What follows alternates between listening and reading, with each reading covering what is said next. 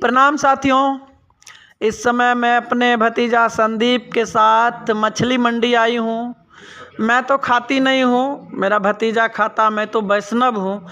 और सुनते हैं मछली का जतरा बहुत अच्छा होता है, इसलिए साथियों मैं आपके लिए ये वीडियो बना रही हूँ। और आप देखिए, सुबह सुबह मछली का जतरा बना लीजिए।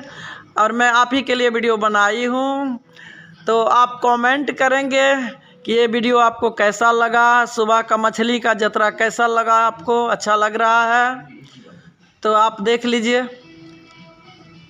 आप कैसा लगेगा तो कमेंट कर दीजिएगा।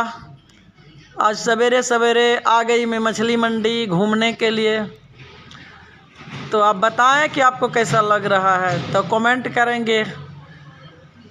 अच्छा लगेगा तो, नहीं अच्छा लगेगा तो कोई बात नहीं है। देख लीजिए आप।